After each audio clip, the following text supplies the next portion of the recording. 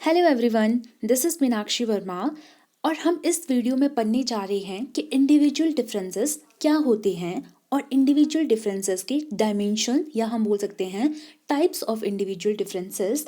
और लास्ट में हम पढ़ेंगे role of a teacher to minimise the individual differences. तो हम स्टार्ट करते हैं विद आर डेफिनेशन, या मैं थोड़ा इंट्रोडक्शन दे देती हूँ आपको कि इंडिविजुअल डिफरेंसेस होता क्या है।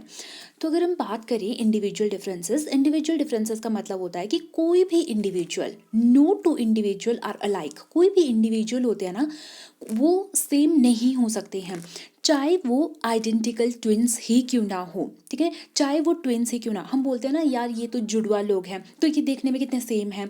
ठीक है, तो सेम होने का मतलब ये नहीं है कि वो एग्जैक्टली कॉपी हो जाते हैं। जैसे कि हमें पता है कि हर एक इंडिविजुअल का फिंगरप्रिंट होता है, तो फिंगरप्रिंट किसी भी इंडिविजुअल का सेम नहीं हो सकता है, चाहे वो ट्विंस ही क्यों ना हो। उसी तरह से कोई भी जो इंडिविजुअल है वो सेम नहीं हो सकते हैं, और वी कैन से कि एग्जैक्टली सेम नहीं हो सकते हैं। हाँ, वो सिमिलर हो सकते हैं, 90, 95, 99% वो क्या हो सकते हैं, सेम हो सकते हैं, बट एग्जैक्टली सेम वो नहीं हो सकते हैं।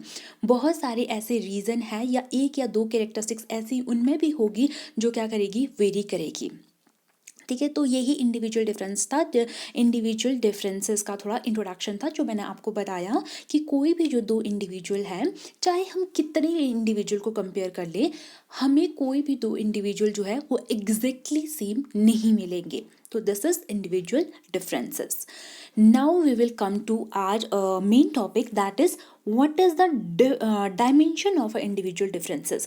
जो इंडिविजुअल डिफरेंसेस है उसके डायमेंशन क्या क्या है। ठीक है, तो सबसे पहले हम बात करेंगे, अगर हम डायमेंशन की बात करेंगे कि डायमेंशन ऑफ इंडिविजुअल डिफरेंसेस क्या होते हैं, तो सबसे पहला जैसे हम ले लेते हैं कॉग्निटिव एबिलिटी। यहाँ से स्टार्ट कर लेते हैं कॉग्निटिव एबिलिटी। अब कॉग्निटिव एबिलिटी का मतलब क्या होता है, जैसे कि हमें पता है कि कॉग्निटिव एबिलिटी मीन्स, कॉग्निटिव का मतलब होता है जो माइंड से रिलेटेड, माइंड से जो चीज़ें रिलेटेड होती है उनको हम कॉग्निटिव एबिलिटी बोलते हैं। अब हमें पता है कि हमारा क्लासरूम होता है। ठीक है, तो क्लासरूम में क्या होते हैं, डिफरेंट डिफरेंट टाइप के स्टूडेंट्स होते हैं। कोई जो स्टूडेंट हो जाते हैं वो क्या होते हैं, वो फास्ट लर्नर होते हैं, कोई जो स्टूडेंट होते हैं वो स्लो लर्नर होते हैं। ठीक है, अब क्या होता है, जो फास्ट लर्नर होगा तो मीन्स उनके अंदर जो कॉग्निटिव एबिलिटी है वो क्या होगी, ज़्यादा डेवलप की होगी, और जो स्लो लर्नर है उसमें शायद क्या होगी, कम डेवलप होगी। तो इस तरह से हम बोल सकते हैं कि कॉग्निटिव एबिलिटी क्या करती है, किसी भी इंडिविजुअल में डिफरेंसेस क्रिएट कर सकती है। Next point is interest. ये सारी बहुत सारी कॉमन पॉइंट है, आप इनको अपनी लैंग्वेज में भी लिख सकते हो। ठीक है, नेक्स्ट है इंटरेस्ट। जैसे हम बात करते हैं इंटरेस्ट की, इंटरेस्ट क्या होता है, कोई जो स्टूडेंट्स होते हैं या कोई इंडिविजुअल होते हैं उनका इंटरेस्ट स्टडीज़ में होता है, कईयों का स्पोर्ट्स में होता है, कईयों को ग्रुप में रहना पसंद होता है, कईयों को अकेले रहना पसंद होता है। तो ये क्या है, इंटरेस्ट है। तो इंटरेस्ट के बेस पे भी क्या होते हैं, इंडिविजुअल इस तरह से अलग अलग हो जाते हैं। Next is aptitude. एप्टीट्यूड क्या होता है, एप्टीट्यूड मीन्स, एप्टीट्यूड का मतलब होता है क्योंकि उसके अंदर क्या क्या एबिलिटीज़ है, क्या कैपेसिटी है। जैसे आपने कभी अगर कोई भी कॉम्पिटिटिव एग्जाम दिया होगा तो उसमें बोला, उसमें जनरली जो हमारा फर्स्ट सेक्शन आता है वो एप्टीट्यूड का होता है, जिसमें मैथ्स, जीके एंड ऑल। तो वो क्या होता है, एप्टीट्यूड, वो आपकी स्किल्स को देखते हैं, वो आपकी कैपेसिटीज़ को देखते हैं। ठीक है, तो इस तरह से इंडिविजुअल जो होते हैं, जहाँ पे स्किल्स के बेस पे कोई इंडिविजुअल अलग हो जाते हैं तो उसको हम बोल देते हैं individual differences on the basis of their aptitude. Next is creativity. अब क्रिएटिविटी, अगर हम बात करें क्रिएटिविटी की, ऐसा नहीं है कि कोई भी इंडिविजुअल जो है वो क्रिएटिव नहीं होता है, हर एक इंडिविजुअल जो होता है वो क्रिएटिव होता है। बट अगर डिफरेंस जो आ जाता है तो वो आ जाता है degree of creativity. Degree of creativity means कई जो इंडिविजुअल हो जाते हैं वो बहुत ही ज़्यादा क्रिएटिव होते हैं, और कई इंडिविजुअल जो हो जाते हैं वो थोड़ी कम क्रिएटिव होते हैं। ठीक है, तो इस तरह से क्रिएटिविटी के बेसिस पे क्या आ जाता है, इंडिविजुअल डिफरेंस आ जाता है। Next is personality. पर्सनैलिटी का मतलब क्या होता है, जैसे कि हमें पता है कि हम बोलते हैं कि यार उसकी पर्सनैलिटी ना इंट्रोवर्ट है। अब मतलब इंट्रोवर्ट और एक्सट्रोवर्ट का मतलब क्या होता है, कोई जो होते हैं बहुत एक्सप्रेसिव होते हैं, सबके साथ ईजिली घुल मिल जाते हैं, लेकिन कई जो है थोड़े शाई नेचर के होते हैं। ठीक है, तो वो नहीं उतना घुल मिल पाते, तो वो क्या है, वो है एक टाइप ऑफ पर्सनैलिटी। तो इसी तरह से हम टाइप ऑफ पर्सनैलिटी के बेस पे क्या कर सकते हैं, इंडिविजुअल को डिफ्रेंशिएट कर सकते हैं। Next is on the basis of a emotion, emotion के बेसिस पे भी क्या कर सकते हैं हम इंडिविजुअल को डिफ्रेंशिएट कर सकते हैं। कैसे? कोई जो इंडिविजुअल होते हैं वो क्या होते हैं, स्टेबल होते हैं, ठीक है, मतलब स्टेबल होते हैं वो, कई जो होते हैं अनस्टेबल होते हैं, या कोई अग्रेसिव होते हैं, या कोई बहुत ही ज़्यादा इमोशनल होते हैं। तो ये भी क्या है, इंडिविजुअल डिफरेंसेस क्रिएट कर देगा किसी भी इंडिविजुअल में, ठीक है, मतलब डिफरेंसेस ले आएगा, ठीक है। Next is on the basis of values. Values मतलब आप जिस सोसाइटीज़ में, जिस सोसाइटी में रहते हो, जिस नेबर में रहते हो, या जिस भी कंट्री में रहते हो, तो उनके अपने वैल्यूज़ होते हैं। तो जहाँ पे आप रहते हो तो उन्हीं वैल्यू को आप क्या कर लेते हो, अडेप्ट कर लेते हो। तो इस तरह से आप क्या चाहते हो, मान लो आप एक सोसाइटी का, आपके वैल्यूज़ अलग है, कोई दूसरी सोसाइटी है, उनके वैल्यूज़ अलग होंगे। तो इस तरह से आपके बीच में और वहाँ का मान लो कोई भी मेंबर है, उनके बीच में क्या होंगे, डिफरेंसेस क्रिएट हो जाएंगे, ठीक है। तो वो क्या है, वो भी इंडिविजुअल डिफरेंसेस हो जाएंगे on the basis of values. Next is attitude. अगर हम बात करें एप्टीट्यूड और एटीट्यूड की, दोनों में क्या डिफरेंस है, मैंने आपको बताया था कि एप्टीट्यूड का मतलब होता है differences on the basis of skill, ठीक है, कि क्या करने की स्किल है उसमें, दैट इज एप्टीट्यूड, ठीक है। और अगर हम बात करते हैं एटीट्यूड, एटीट्यूड का मतलब होता है बिहेवियर, ठीक है, आपका बिहेवियर, कि आप कैसे किसी सिचुएशन पे रिएक्ट करते हो, कैसे किसी सिचुएशन को डील करते हो, कैसे किसी सिचुएशन को सॉल्व करते हो, या आपका मतलब किसी भी सिचुएशन को लेके क्या एटीट्यूड है, पॉजिटिव एटीट्यूड है, नेगेटिव एटीट्यूड है, किस तरह का एटीट्यूड है, ठीक है। और ये तो जरूरी नहीं है ना कि हर एक इंडिविजुअल का एटीट्यूड जो है वो एक जैसा हो, तो एटीट्यूड तो क्या कर सकता है, वेरी कर ही सकता है। तो इस तरह से ये भी क्या कर देगा, इंडिविजुअल डिफरेंसेस क्रिएट कर देगा। Next is study habit. अगर हम बात करते हैं स्टडी हैबिट की, कई बच्चे होते हैं वो एक दो बार पढ़ेंगे, बोर हो जाएंगे, लेकिन कई ऐसे भी होते हैं जो 6 7 7 8 8 घंटे पढ़ते हैं, ठीक है। या कई ऐसे होते हैं थोड़ी देर पढ़ेंगे, बहुत जल्दी चीज़ों को ग्रैस्प कर जाएंगे, बहुत टाइम तक रिटेन रख सकते हैं जो भी उन्होंने पढ़ा होता है। और कई होते हैं बहुत देर तक पढ़ते रहते हैं, लेकिन फिर भी क्या कर जाते हैं, भूल जाते हैं, ठीक है। और कईयों की कंसंट्रेशन पावर क्या होती है, बहुत ज़्यादा होती है, कईयों को मतलब कईयों की कंसंट्रेशन ही नहीं बढ़ पाती। तो ये क्या है, ये है स्टडी हैबिट्स, ठीक है। तो इसके बेसिस पे भी क्या हो जाते हैं, इंडिविजुअल अलग अलग तरह के हो जाती हैं। Next is psychomotor skill. Psychomotor skill का मतलब क्या होता है, साइकोमोटर स्किल की अगर हम बात करें तो साइकोमोटर स्किल होते हैं मतलब मोटर स्किल होते हैं रिलेटेड टू हैंड्स, और जो हमारे फीट्स होते हैं इनकी मूवमेंट से रिलेटेड जो एक्टिविटीज़ होती है ना, उनको हम बोलते हैं साइकोमोटर। तो साइकोमोटर एक्टिविटी का जो लर्निंग, मतलब कई जो बच्चे होते हैं वो साइकोमोटर एक्टिविटीज़ में बहुत ज़्यादा क्रिएटिव होते हैं, कई नहीं होते हैं। कईयों का मतलब थोड़ा जैसे हम बोले पढ़ाई वगैरह में ज़्यादा होता है, वो किसी और चीज़ में ज़्यादा क्रिएटिव होते हैं, बट जो काम मतलब हाथ और पाँव से होते हैं शायद उनमें उतने क्रिएटिव ना हो, ठीक है। तो ये भी एक रीज़न बन सकता है हमारे इंडिविजुअल डिफरेंसेस का। Next is self concept. Self concept का मतलब है कि इंडिविजुअल अपने को कैसे देखता है, इंडिविजुअल अपने को कैसे परसीव करता है, उसका क्या नेचर है खुद के रिगार्डिंग, ठीक है। कोई होता है ना, कोई अपने बारे में, यार मेरे साथ तो ऐसा हो गया, मेरे साथ तो ऐसा हो गया, तो नेगेटिव एटीट्यूड, ठीक है। और पॉजिटिव, जो हमेशा पॉजिटिव रखता है अपने आप को, कुछ भी प्रॉब्लम हो जाए हमेशा क्या रहेगा, पॉजिटिव रहेगा। तो ये है सेल्फ कॉन्सेप्ट की खुद के प्रति आपका क्या व्यवहार है, ठीक है, उसके बेसिस पे भी क्या होते हैं, इंडिविजुअल डिफरेंसेस होते हैं। Next is gender. जेंडर का मतलब क्या होता है, जेंडर का मतलब होता है जैसे देखो on the basis of sex, sex की बेसिस पे क्या होता है, इंडिविजुअल अलग अलग तरह के होते हैं, बॉय हो गया, गर्ल हो गया, ठीक है। तो बॉय, अगर हम फिजिकल फीचर की ही बात कर लेते हैं, ठीक है, तो बहुत सारे फीचर ऐसे होते हैं जो क्या होते हैं, बॉयज़ में अलग होते हैं, गर्ल्स में अलग होते हैं, जो क्या करते हैं, इंडिविजुअल डिफरेंसेस को क्रिएट करते हैं, ठीक है। तो ये कुछ हमारे डायमेंशन थे इंडिविजुअल डिफरेंसेस के। हमने क्या कर लिया है, हमने हम बोल सकते हैं मीनिंग समझ लिया है कि इंडिविजुअल डिफरेंसेस क्या होते हैं, और हमने समझ लिया है डायमेंशन ऑफ इंडिविजुअल डिफरेंसेस क्या होते हैं।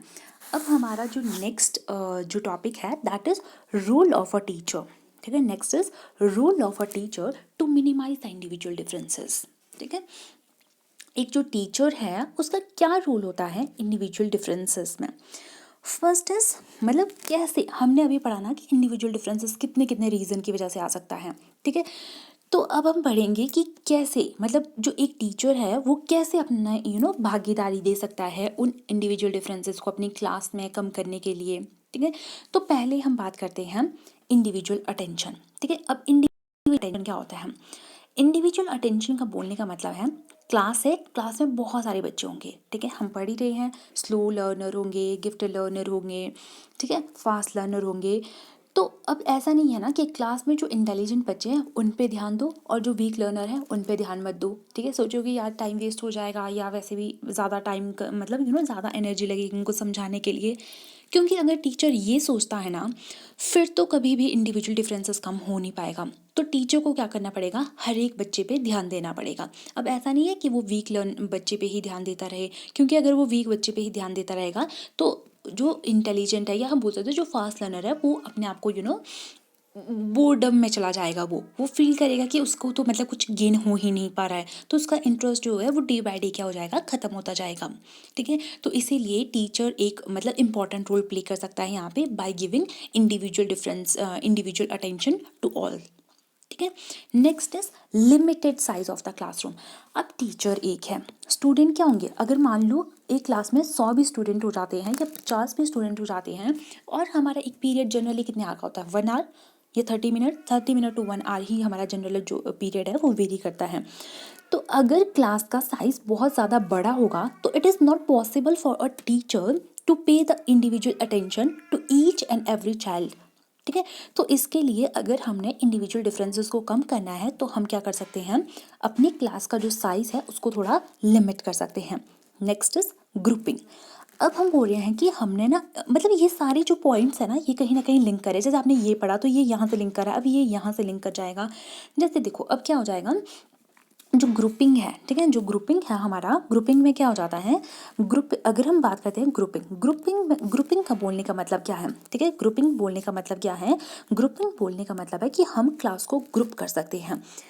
एक होता है होमोजेनस ग्रुपिंग, एक होता है हेट्रोजेनस ग्रुपिंग। होमोजेनस ग्रुपिंग मतलब होमो का मतलब होता है सेम, ठीक है, कि आप ऐसे सेक्शन बना दो ना on the basis of their abilities, है ना, के बेस पे कि या उनके अचीवमेंट्स के बेस पे, ठीक है, मतलब रीज़न कुछ भी हो सकता है, ठीक है, उनके बेसिस पे रीज़न बना देना कि होमोजीनस ग्रुपिंग में मतलब जिसमें सेम टाइप के क्या हो जाएंगे, हमारे स्टूडेंट्स आ जाएंगे, जिसमें सारे गिफ्टेड चिल्ड्रन आ जाएंगे, या हमारे स्लो जो दूसरा जो ग्रुप हो जाएगा उसमें स्लो लर्नर्स आ जाएंगे। और अगर हम बात करते हैं हेट्रोजीनस की, हेट्रोजीनस में क्या हो जाता है, जैसे इसमें हमारे डिफरेंट डिफरेंट टाइप के जो होते हैं वो लर्नर आ जाते हैं, ठीक है। नेक्स्ट है multilingual mode of interaction. Multilingual mode of interaction मतलब जब एक टीचर क्लासरूम में जाएगा तो वो क्या करेगा, एक लैंग्वेज से नहीं पढ़ाएगा, ठीक है, तो वहाँ पे क्या करेगा, वो डिफरेंट डिफरेंट लैंग्वेज को यूज़ कर सकता है, ठीक है, क्योंकि क्लास में डिफरेंट डिफरेंट तरह के स्टूडेंट हो सकता है उन्हें किसी एक लैंग्वेज में समझ ना आ रहा हो, तो उसके लिए क्या कर सकते हैं, अगर डिफरेंट डिफरेंट लैंग्वेज को यूज़ किया जाएगा तो डिफरेंट डिफरेंट लैंग्वेज के यूज़ करने की वजह से क्या हो जाएगा, जो बच्चे हैं वो ईजिली समझ सकते हैं, मे बी वो किसी दूसरी लैंग्वेज के साथ ज़्यादा कनेक्ट कर पाए, ठीक है। Next is diagnosis the remedial teaching. Diagnosis and remedial teaching, पहले बच्चों की प्रॉब्लम्स का पता करें कि क्यों वो इंडिविजुअल डिफरेंसेस क्यों आ रहा है, बट हमने ऑलरेडी वो बहुत सारे पॉइंट पढ़ लिए हैं। अब हम उन इंडिविजुअल डिफरेंसेस को ध्यान में रख के कुछ ऐसे मेथड्स लेंगे जिसकी वजह से हम वो इंडिविजुअल डिफरेंसेस कम कर सकते हैं। Next is curriculum. अब जो करिकुलम है ना अगर वो बच्चों के नीड के अकॉर्डिंगली होगा, अब हमें ध्यान रखना है हर एक बच्चों का, ठीक है, हर एक डिफरेंट डिफरेंट टाइप के बच्चों का अपने माइंड में ध्यान रखना है और उसी के बेस पे हमने क्या करना है, करिकुलम को बनाना है सो दैट हर एक बच्चा कुछ ना कुछ गेन कर पाए और दोनों एक इक्वल लेवल तक पहुँच जाए। Next is method of teaching जो कि ऑलरेडी डिस्कस हो चुका है। नेक्स्ट नो पार्शियलनेस, मतलब कि कोई भेदभाव नहीं होना चाहिए, ठीक है, उसमें कोई भेदभाव नहीं होना चाहिए कि मतलब कोई पार्शियलिटी नहीं होनी चाहिए। आप जो क्लास में जो गिफ्टेड चिल्ड्रन होते हैं उनको ज़्यादा प्रेफरेंस नहीं दे सकते हो, ठीक है, इसके लिए आप क्या कर सकते हो, sympathetic attitude toward the slow learner. Sympathetic attitude, जो स्लो लर्नर है, ठीक है, जो ईजिली चीज़ों को गेन नहीं कर पा रहा है, तो उसके लिए कुछ ऐसे मेथड को बिल्डअप कर देना, ठीक है, कुछ ऐसे स्पेशल टीचिंग मेथड को बिल्डअप कर देना जिससे कि उसकी जो टीचिंग एबिलिटीज़ है वो और ज़्यादा स्ट्रॉन्ग हो पाए, ठीक है, जिससे उसकी जो टीचिंग एबिलिटीज़ है वो और ज़्यादा लर्निंग एबिलिटीज़ है वो और ज़्यादा स्ट्रॉन्ग हो पाए, वो कुछ ऐसी चीज़ों को सीख सके वो कुछ ऐसी चीज़ों को सीख सके जो शायद वो पहले नहीं सीख पा रहा था। बट अगर आप अपना उसके साथ रूडली बिहेव ना करेंगे, अगर वो अच्छे मार्क्स गेन नहीं कर पा रहा है तो उसे उस टाइम पे डांटना ना, कोई और एक डिफरेंट मेथड आप ले सकते हो उसको समझाने के लिए। तो इस तरह से क्या कर सकता है, टीचर बहुत ज़्यादा इंपॉर्टेंट रोल प्ले कर सकता है इंडिविजुअल डिफरेंसेस को कम करने के लिए।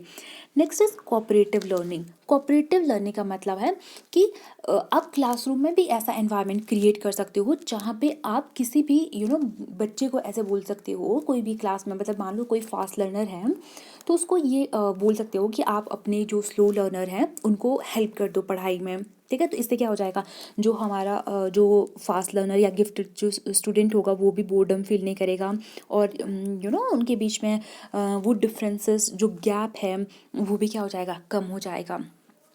Next is for comfortable environment in the classroom. Comfortable environment in the classroom की जितने भी टाइप के स्टूडेंट हैं सबको मतलब एक ऐसा एनवायरनमेंट प्रोवाइड करना ताकि उनका जो इंटरेस्ट है वो बना रहे, ठीक है। और मतलब कुछ आप चाहो तो आप अपनी लर्निंग को इफेक्टिव बनाने के लिए बच्चों को अच्छे से समझाने के लिए डिफरेंट डिफरेंट टीचिंग मेथड को यूज़ कर सकते हो, ऑडियो विजुअल एड्स को यूज़ कर सकते हो, क्लासरूम का एनवायरनमेंट ऐसा बना सकते हो जिससे कि बच्चे एक्साइटेड फील रहे करें, ठीक है। और ऐसा एनवायरनमेंट नहीं होना चाहिए जहाँ पे कि जो आपके जो फास्ट लर्नर हैं वो जो स्लो लर्नर है उनको ऐसे सोचे कि इनकी वजह से हमारा टाइम वेस्ट हो रहा है। उनमें कोई सुपीरियरिटी कॉम्प्लेक्स नहीं आना चाहिए। जो इन्फीरियर बच्चा है वो अपने आप को क्लास में मतलब शाय फील करे, वो अपने आप को एक्सप्रेस ही ना करे।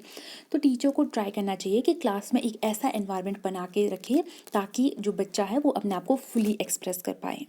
सो ये कुछ पॉइंट थे हमारे इंडिविजुअल डिफरेंसेस के। होप सो आपको सारे पॉइंट क्लियर हुए होंगे, और अगर आपको मेरी वीडियो अच्छी लगी हो तो please like share and subscribe, and thank you and have a nice day.